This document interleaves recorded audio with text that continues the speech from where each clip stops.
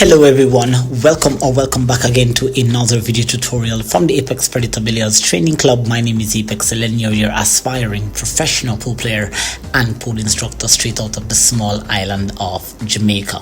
Now in today's lesson, I'm going to be walking you through a very articulate and elaborate 9-ball rack here where a lot of things went right, but there were also a few errors that were made during this rack to which we can actually learn from our own mistakes. Now of course my channel primarily focuses on building my game, but personally in the process helping you to build your game and sharing the best advice that I can give you to improve your game. So of course, if this is the first time you're on the channel, do not forget to hit the subscribe button below, turn on your post notification bell. Leave some positive questions and comments. Share your opinions, your thoughts as it relates to the growth of my game, where your game is at, how I have impacted or how can I impact your game with the knowledge that I'm currently working on. And of course, as I said, just let me know your thoughts in the comments. All right, here we go. We're going to be jumping right into the rack. Now, here you're seeing where I'm getting prepared to break off this rack of 9-ball, and particularly as you can see that the title of the video suggests that we're going to be talking about the power of defensive play. Now this is an aspect of the game that I know that many of you guys do not necessarily appreciate. I think it's an underrated aspect of the game, and I think that of course when you have a very strong defensive game, or when your defensive game is almost at equilibrium with your offensive game, you're going to be an even stronger player here. Now you would see where a few of my friends I think they were threatening me that they're going to become better than me at some point, but that's neither here nor there to me. My focus here is building my game and getting my game to the next level. Now throughout the video, even though the focus is primarily on what I'm talking to you about on the table, I also want you to recognize that you're going to be surrounded by many players who may not necessarily be committed to becoming the best version of themselves. Pay attention occasionally at how the players are operating in the background. There are many casual players that are in the hall in this practice session here, but let's keep our focus here on the task at hand. Now I'm going to be starting off here with a productive break. I've been struggling with my break of recent, and it's something that I definitely will be tapping into very soon. But in terms of my cue ball control on this break, in terms of the spread on the cue ball, in terms of what I really wanted to do, I got good results. Unfortunately though, for this rack I did not pocket a ball. Now what I like about this particular video here, or what I like about making these videos, is the fact that I'm in live action. I'm taking myself out of practice mode and getting myself into competitive mode, because it's very important as a player that you realize that you can be practicing the right things on the table in the game, but then when it comes to competition you fail to do so. Right now I'm actually playing with the ghost. Now here you can see where I am lining up a defensive shot. I don't have a look at the one, but what I can do here is that I can around the cue ball, just edge off the 1 ball and try to go and hide behind the 7 there, and that's a perfect start to this rack. You'll see a friend in the side at the door there just giving me an applaud, saying that was an excellent safety. And this is something that many players don't necessarily do a lot. They don't put themselves into real life situations where they may be faced with a very, very strong opponent in order to get out here. Now you can see we're aligning myself here after that brilliant safety for a kick. Now you'll see here where I'm using the midpoint parallel shift system, and if this is something that you're interested in learning, I have videos on my channel in the secret kick shot playlist pinned in the comment section of this video. Now I did in fact did my calculation and referencing here, but I kind of misjudged the angle. And this is something, as I said, sometimes when you don't practice something for a while, aspects of the principles tend to miss you, and there you can see I was very unsuccessful in that kick. Now, as I said, once you are unsuccessful with something that you attempt to do during the game, it is cause that you need to write that down in your little notepad, in your little practice book, and get back on the table and try to practice and adjust. Like I said, I'm very good at kicking, but occasionally I'll miss that odd kick, and if I aim to become the most complete pool player in my country, then I most likely will need to tap into those elements of the game here. Now, got a ball in hand, of course, I'm going to be trying to plan the run here. And I'm going to be making yet again another blunder. Something that, of course, you guys will need to be very much aware of. I want you guys to be using my own mistakes that I made during my practice sessions to improve your game here. Now I have the 2 ball that is in a really tricky position here, behind the 9 and behind the 5 ball here, and now I'm trying to play position here on the 2, and there you can see I slightly overruled the cue ball there. Now pay close attention to my demeanor around the table, my attitude towards the shot. I don't get flustered, I don't get angry, I don't get frustrated. I am going to be looking for a positive solution here. Now I'm eyeing up edging the 2 ball, but I'm not able to see it. I'm kind of looking at slightly massaging just to make contact, but also this is something else that we need to look at. Once we are going to attempt to do something throughout the game, it is important that you actually do it with purpose and with intent. Now you can see here where I'm calibrating, measuring up a 2-rail kick, but my calculations here, I will not be discussing with you the numerical calculation, but I'm eyeing up a 2-rail kick, and based on my calculation there, it seems as if the 8 ball is exactly in the path of the first rail contact here. Now I'm trying to check to see if maybe I can adjust, maybe with using maximum side spin to generate the angle that I need, or do I need to try to find another kick angle here. Now the 2 rail is not available, so I'm going to be using my trapezium kick shot system. All the systems that I'm referring to in this video will be pinned in the description of this video or in the comments, so you can check out how to become more successful at these types of kicks that you see I'm trying to execute here. Now, as I said, guys, this is not one of the best rocks that I've run, but there are many rocks that I've executed. Excellent decision, excellent execution of the decisions that I make here. So you can check those in the 9, 10 or 8 ball rack analysis playlist pinned in the comments of this video. Now there again, because of that unfortunate positional blunder there, I missed the kick again. Like I said, guys, there are those aspects of the game mentally that I need to be more dialed in on here. Now once again, I've got my second opportunity at a ball in hand in this rack. You don't get much of these when you're playing with the pros. You don't get much of these when you're playing with the params. Once again, like I said, guys, this is just knowledge that I'm gaining from this experience here.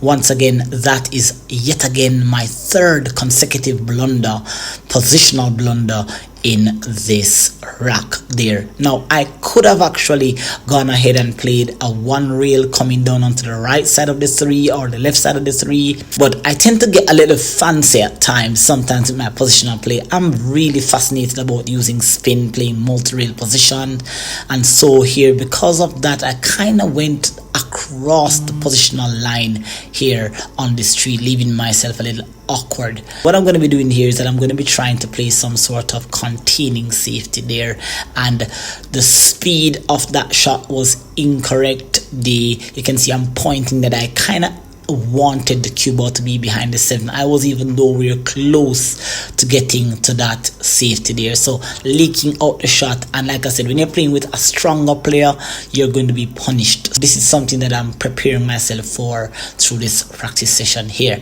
Now here I'm going to be attempting once again to visualize another advanced safety here. Here I'm cross banking the 3 ball banking the 3 ball down to the bottom rail and bringing the cue ball behind the 4. Now that shot was not executed well. The professionals would have had a little bit of spin to carry it behind the 4. I was bridging off the rail, so the spin was not applied effectively. I did in fact leave my opponent behind the 9s. It's not a bad safety, but still my opponent could jump, and like you are seeing here, my opponent could actually kick at this ball to rail and get fortunate here. Once again, I'm using my favorite 2-rail kick system, the midpoint parallel shift system. I'm going to be getting a nice full hit on this 3 here, and you're gonna get a lot of these results. You've seen where the pros gets a lot of these results at times, where they kick and they end up resafing their opponent. Efren Barthez said, the more I practice, the luckier I get, and I've been putting a lot of practice on my kicks. Yes, that was not my intent to hide the cue ball behind the 8 on the 3, but a good kick usually ends up giving you a good result here. Now I'm gonna have to be kicking again here. Now there's a couple of options that are available here. One in which I did not consider. I could have played a 2-rail kick on the 3, but it was easier to play this 1-rail kick here, and the objective here is to try to kick the 3 ball as full as possible, bringing it down to where the 6 and the 7 is, but I got neither of the options there, none of what I had planned. Again, that's areas in the game that I need to work on to be more effective then. So I still left my opponent a little bit tough on this particular shot. Now here you'll see where I have to tell you that I did not plan to pocket this 3. Obviously I'm playing 9 ball. What I was trying to do here was that I was trying to do that same shot I tried to do earlier by spinning the cue ball 1-2 rails to go behind the 4. Notice that the trajectory of the cue ball was heading behind the 4, but you can see a little smirk, a little smile there, showing you that I actually surprised that pot in the 3. That was not my intent. Obviously look at where the cue ball is. That would never have been my shot there, but I did not know the 3 could have passed. I was definitely trying to play a hook there on my opponent. Now landing unfortunately on the 4 here, I'm gonna have to design yet again construct another safety here. So again, I didn't really commit completely to that shot, and this is why I end up with this kind of result. I needed to draw the cue ball back a little bit more while bringing the 4 ball on the short rail, and so I didn't get a good result there. That means I need to be a little bit more committed before trying to execute my shot there. Now on the 4 here, not an easy shot, bridging off the rail here, don't have much cue ball to hit. I went after the shot regardless, offensively, knowing that I was going to go into the 6, hoping for a good result, and it so happens that I got in fact a really good result here, landing nicely here on the 5. Now here another positional blunder is going to happen, and this is as a result of the overuse. I didn't plan the positional route. I kind of just let my arms take over. You can see that I kind of punched that ball in. I had a little bit of top left spin on that. Cue ball decided to punish me and hide me on the 9. And like I said, guys, you're gonna meet upon these situations in the most crucial rocks that you're playing in competitions, in practice, and it's just your attitude towards the table that will cause you to get results like this. Once again here, I'm using my famous +2 system for this kick here. You can see how quickly I kind of calculated the part. You can see I'm measuring up the kick angle towards the corner pocket. I know that I will need to adjust a little bit more. You can see I kind of looked up into the sky there for a moment, knowing that I'm gonna have to add some spin here, and like I said, you're gonna get good results. This was a beautiful kick shot there, very nice. Didn't get as lucky as I would like. I still got a good hit on the 6, and that's some positive results to take from this rack. Whenever you're playing a rack, ladies and gentlemen, boys and girls, pool players and pool fans, always look for the positive result that you get. Take from the rack look from a bad rock and take the positive from here. Now you would have seen here where the pros, including myself, which I'm not a professional, I'm not a signed professional player, but I have professional attitude towards the game. You don't need to give the pros a lot of chances, and this rock had one too many chances where I messed up. And after playing this particular shot here on the 6 and getting perfect position on the 7, after trying to pocket the 7 here, I did a bit of miscalculation with the speed of the cue ball and the trajectory of the cue ball here. Here I had too much speed and I had too much spin on that shot, messing up. So this is something, like I said, I'm kind of discombobulated right now. I'm not understanding what happened. I actually could not believe how I misjudged the angle there. The speed would have made it a lot easier to get onto the 8, but like I said, it's a learning process, and everything kind of just went array from here. Now of course there's nothing much to learn from the end of this video. I kind of missed the shot on the 8 twice. I kind of gave up on the rock after this point, because after banking that 6 ball and ending perfect on the 7 here, I didn't really was fully committed to the rock anymore. Now notice there, guys, where I took quite a bit of time here just to find my line, find my touch. This is something that you guys can actually do when you end up on an unfortunate tough shot, or you end up in your opponent leaves you in an unfortunate position there. You have to take your time to compose yourself and prepare yourself for the shot. And even though I prepared myself, my delivery on the stroke was absolutely poor. I kind of dipped, let my cue go, and once again you can see everything just kind of just went array here. I was just starting to hit the ball here again, as you see, not going through my usual pre-shot routine, not planning. I kind of gave up on the rock, and this is something also, it's a very valuable lesson that you guys can actually learn from this here. Notice that I'm just going down, I'm just calling a shot, I'm not planning anything, and this is just bad habits that I actually showcased in this rock, but it's something that you guys want to avoid at all costs as you are improving your game.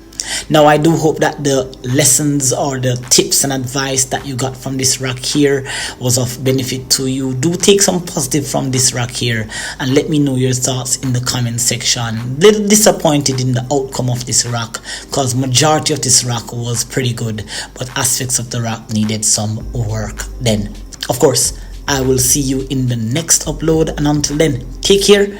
Until then, keep on practicing with consistency, precision, accuracy and control. Plan, analyze, visualize and execute. Take care. Until then, I'll see you in the next video. Bye bye.